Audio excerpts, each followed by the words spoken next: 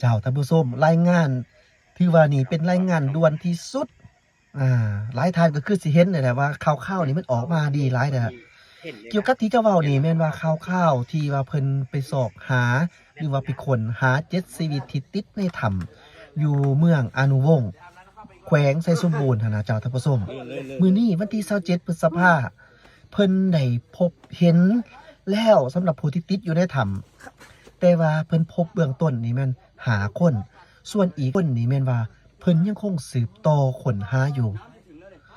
ถือว่าก่อนจะมาฮอดมื้อนี้แม่นผ่านมาเกือบทิศหนึ่งบ่ได้ทิศหนึ่งเด้อเจ้ามื้อนี้มันที่27เพราะว่าทั้ง8ชีวิตทับอิดเข้าไปนะทั้ง8ชีวิตเข้าไปแม่นวันที่20ออกมาคนหนึ่งก็ยังเหลืออยู่7คนที่เข้าไปในถ้ำและคนที่ว่าเพิ่นออกมาก่อนตอนคนมันตกใส่เพิ่นออกมาก่อนเพื่อเพิ่นไปแจ้งต่อทางคณะเด้อเจ้าคณะบ้านบ่ไปแจ้งหน่วยงานที่เกี่ยวข้องว่ามีคนเข้าไปในถ้ำแล้วถูกปิดว่าไม้ปิดก็คือออกบ่ได้น้ำมันทะลักเข้าไปอันที่ว่าน้ำมันทะลักเข้าไปนี่หลายคนเข้าใจแต่ว่ามันเข้าไปแต่วนทักปากถ้ำปากอุโมงค์ที่เขาเห็นขนาดวนคนเข้าไปมันบ่แม่นเพียงแต่เท่านั้นการยืนยันของทางการเพิ่นว่าทำนี่นะแม่นเพิ่นสำรวจมามันมีหลายจุดหลายหอมเพิ่นก็ซอกเซอร์เวย์หาว่าบนจุดบนใดที่ว่าน้ำมันไหลเข้าไปได้นะครับแม่นว่ามันจะมีเป็นแบบสาขาน้ำมันจะไหลทะลักเข้ามารวมกันฉะนั้นมันจึงเฮ็ดให้ผู้คนติดในถ้ำอันใดเพราะว่าผู้คนนี้แม่นเป็นคนชาวบ้านที่เขาจะไปทำมาหากินปกติอยู่แล้วนี่นะเดี๋ยวเขาจะมาเดาสู่กันฟังตื่มเขามาเบิ่งนั่นทั้ง7ชีวิตเนาะที่ว่าติดอยู่ในถ้ำมื้อนี้ย้ำอีกเทื่อนึงว่า27พฤษภาคม2026เป็นข่าวดีที่สุดเขาเห็นภาพเหตุการณ์นี้ที่ทางกู้ภัยลาวกับไทยกับตังประเทศที่ออกพิวแบบคือกันกับฝรั่งขนาดแอดมินแทบบ่จือว่าเพิ่นคนประเทศใดเพิ่นได้ไปพบเห็นบรรยากาศเต็มไปด้วยความดีมกดีใจที่เปรียบบ่ได้เด้อเจ้าท่านผู้ชมผู้ยินเสียงหวานห้องให้น้อดีมกดีใจนี่แหละเจ้าแต่ว่าการที่ว่าไปหั่นนะเจ้าการที่ว่าไปพบเห็นตอนนี้นี่มีแต่ว่าพบเห็นหาคนส่วนอีก2คนยังบ่ทันเห็นแต่ว่าทางกู้ภัยเพิ่นก็ให้คำมั่นสัญญาว่าเพิ่นจะสืบต่อสอกหาอีก2คนที่ยังบ่ทันเห็นหั่นนะบางเทื่อนี่เขาเจ้าก็อาจจะไปลักษณะแบบว่าอาจจะเปลี่ยนกันบ่หรือว่าแนวใดอันนี้เฮาขาดเดาซื่อๆเด้อไปสอกหาบอนทางออกเพราะว่าการอยู่ในถ้ำเป็นมื้อที่7พุทธิทิศนึงนี่นะเจ้าท่านผู้ชมโดยที่บ่มีแสงสว่างนี่นะมันเฮ็ดให้อยู่ในภายในถ้ำเฮ็ดให้เฮาอึดอัดเฮ็ดให้เฮาได้มีความแบบอากาศมันถ่ายเทบ่สมบูรณ์นั่นน่ะเจ้าการกินอาหารการอยากมันก็บ่สมบูรณ์มันก็เฮ็ดให้ทุกคนนั้นเหนื่อยรวยล้าได้อากาศบางบ่อนก็อับโดยเฉพาะแม่นเส้นทางเข้าไปหั่นน่ะมีแต่คาดหมู่เข้าไปบ่แม่นว่าสิได้ย่างเข้าไปเด้อเจ้าอันนี้คือถ้ำที่เป็นแบบว่าโอ้ทุรกันดารอีหลีมันจะเป็นจะคานเข้าไปเนาะเอามาเบิ่งหน้าที่นี่นะเจ้าหน้าที่ที่ทางนั้นกู้ภัยเพิ่นไปพบเห็นนี่เพิ่นก็ถามเนาะถามชื่อคุณเก่งกาจอันนี้นะโอ้จักรพงศ์บอกอันชื่อเพิ่นเนี่ยแอดมินแปะชื่อนำเพิ่นมาจาก Facebook แฟนเพจเพื่อแอดมินฝ่าวรายงานก็เลยบ่ได้บ่ชื่อชื่อเพิ่นต้องขออภัยหลายเจ้าเพิ่นเป็นกู้ภัยจากประเทศไทยที่เพิ่นอัดคลิปนี่หลายคนเว้าว่าเอาไปยังไปลงไปเฮ็ดเวียกจังซั่นก็ยังไปถ่ายคลิปไปเว้าเฮ็ดหยังอย่าสิเว้าเด้อเพิ่นก็ให้เฮาได้เห็นว่าสภาพถ้ามันเป็นแบบใดเนาะอันผู้ที่เว้าบ่สักซั่นบ่คักปานใดน่ะเด้อเจ้าเนาะอันนั้นที่ว่าออกมาขอโทษก็เป็นบทเรียนจนฮอดมื้อพู้นแหละเนาะอันนี้ก็บ่ได้ซ้ำเติมแต่เพิ่นก็ยังดีได้เพิ่นออกมาขอโทษขออภัยอยู่ต่างๆแล้วเจ้าท่านผู้ชมเฮาบ่เว้าเรื่องอันมันเสียบรรยากาศเนาะขออภัยหลายต้องขออภัยอีกเทื่อนึงเฮามาเบิ่งนี่นะเจ้าท่านผู้ชมหน้าที่ที่เพิ่นดีมกดีใจที่ว่าได้เห็นได้เห็นอันทั้ง5ชีวิตอีก2ชีวิตบ่เห็นอยู่นี่กำลังสิสอบรู้สึกว่าโอ้เพิ่นก็ถามชื่อถามเสียงดีมกดีใจแฮงเนาะเอามาเบิ่งภาพบรรยากาศนำกันเจ้าท่านผู้ชมจุดต้องสงสัยที่คาดว่าเขาจะอยู่จังหวัดท่าตรงตัวนี้คือมันเป็นพื้นที่ที่เราจะต้องดำต่อจากโถง4นะครับนี่คือทะลวงเข้ามาได้แล้วนะครับในตอนนี้มันจะอยู่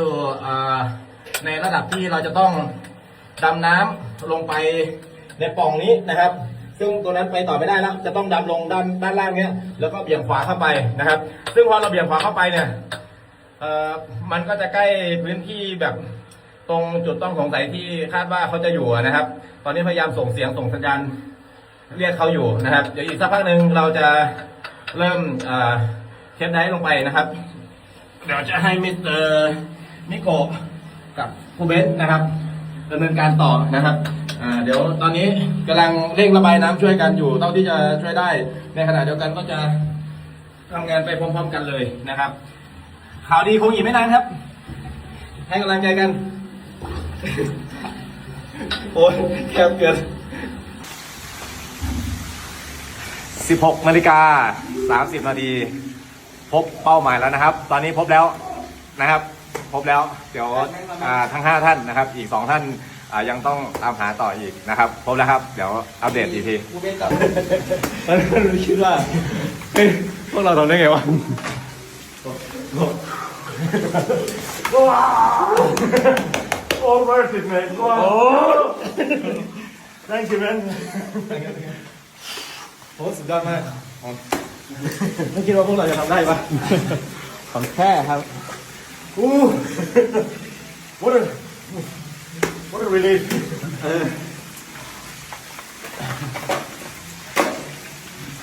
ทำได้ไหม very good very good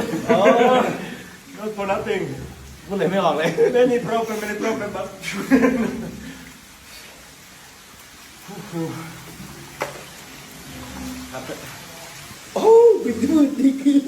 punya ketemu iya misal มีคนร้องไห้ด้วย ร้องทุกคน ร้องทุกคนใช่ไหม นี่ya ketemuจัดการแล้ว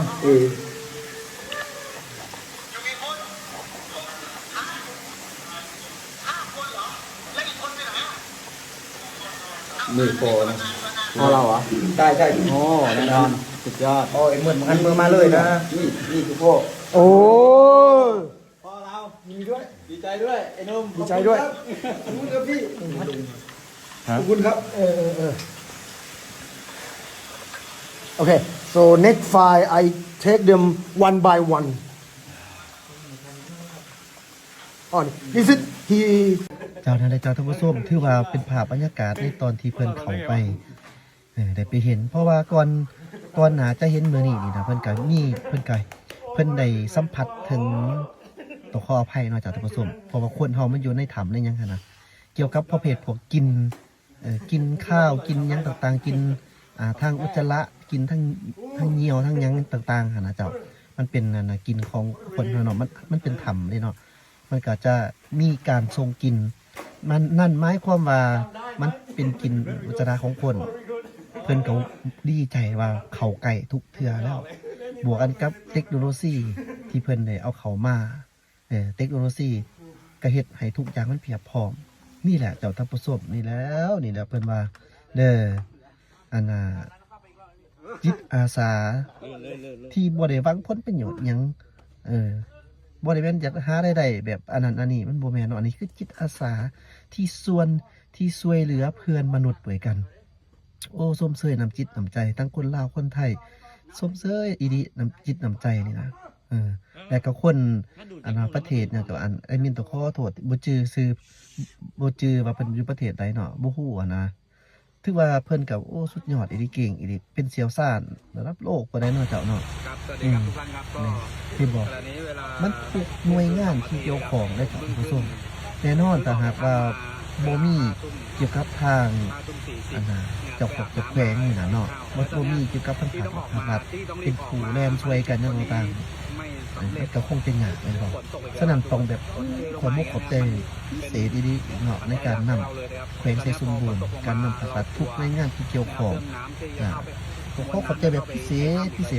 ดีๆก็คือไอ้น้องผู้ไทยเฮาบ่ว่าจะเป็นคนไทยคนลาวที่ว่าปุ้มรุ่มช่วยกันดีๆกับท่านผู้ชม นอกจากนั้นต้องมีเอื่อยเลี่ยงอีกได้จะเลี่ยงเพิ่นก็มีผักส่วนอื่นที่เพิ่นไปเกี่ยวของเรื่องทำทั้งในตัวเมืองผสมประสานกันเพื่อเฮ็ดเลี่ยงต่างๆเพิ่นก็แต่งกินแต่งอยากให้ปลูกให้อีหยังต่างๆเนาะสรุปแล้วทุกหน่วยงานที่เกี่ยวข้องที่เฮ็ดให้พบพ่อกับผู้ประสบภัยในครั้งนี้เนาะ เขาเจ้าถึงแม่นว่าเป็นชาวบ้าน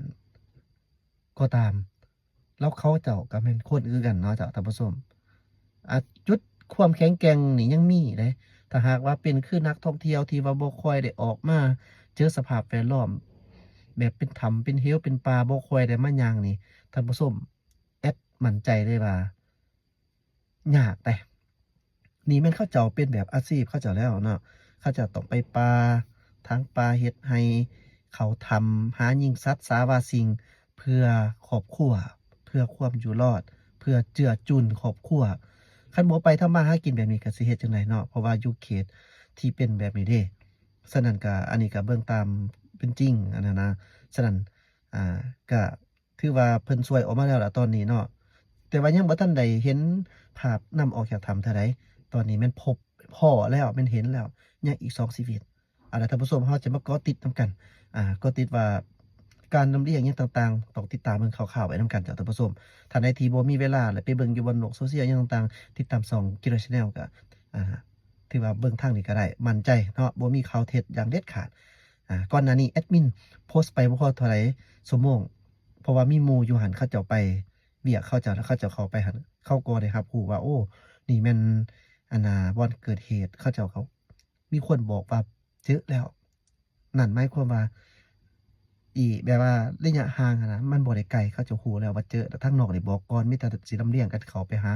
อันนั้นจัง7ชีวิตหั่นแล้วยังอีก2ชีวิตก็ขอให้ปลอดภัยและก็ขอให้ทุก